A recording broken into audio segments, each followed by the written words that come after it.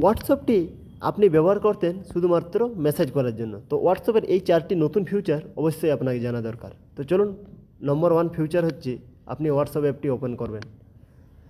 তো নম্বর 1 হচ্ছে আপনি হোয়াটসঅ্যাপে ভয়েস মেসেজ পাঠাতেন, তো এরপর থেকে আপনি ভিডিও মেসেজ কীভাবে পাঠাবেন, তো চলুন সেটি দেখছি। তো এখান থেকে আপনি আপনার একটি বন্ধুকে সিলেক্ট করে নেবেন।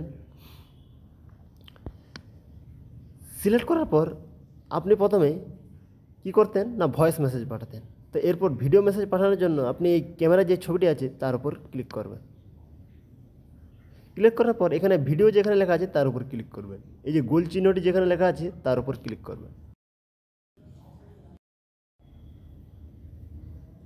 পর এখানে সেন্ড যেখানে লেখা আছে তার উপর ক্লিক করে দিলেই এরপর থেকে আপনি এইভাবে ভিডিও মেসেজ পাঠাতে পারবেন। 2 নম্বর ট্রিক্সটি হচ্ছে আপনি আপনার বন্ধুকে কোনো মেসেজ ভুল লিখে দিয়েছেন। আপনি আপনার বন্ধুকে কোনো মেসেজ লিখেছেন ভুল, যেমন আমি এক্সাম্পল দেখিয়ে দিচ্ছি। আপনি আপনার বন্ধুকে কোনো মেসেজ করলেন, সেই মেসেজটি আপনি ভুল লিখে ফেলেছেন। তো এই মেসেজটিকে আপনি কী করতেন, আপনি মেসেজটিকে এডিটিং করতে পারবেন। তো মেসেজটির উপর ক্লিক করে এই যে 3 লাইনের উপর ক্লিক করে আপনি এখানে এডিট যেখানে লেখা আছে তার উপর ক্লিক করে আপনি মেসেজটিকে সংশোধন করতে পারবেন। তো চলুন আমি এখানে এই গোল চিহ্নটির উপর ক্লিক করে আপনি মেসেজটিকে এভাবে সংশোধন করতে পারবেন। 3 নম্বর ট্রিক্সটি হচ্ছে আপনি আপনার বন্ধুকে কোনো ফটো পাঠাবেন, তো আপনি চান যে ফটোটি আপনার বন্ধু একবার মাত্র দেখতে পাবেন এবং স্ক্রিনশটও করতে পারবেন না।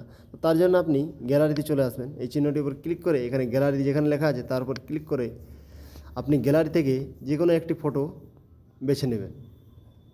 তো আমি এখানে এক্সাম্পল ফটোটি বেছে নিলাম।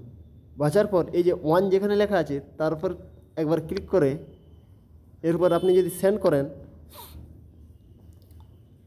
তো এরপর থেকে আপনি যে ফটোটি পাঠালেন সেই ফটোটি আপনার বন্ধু মাত্র একবারই দেখতে পাবেন এবং ও যদি চায় যে স্ক্রিনশট করব তো সেটি হবে না।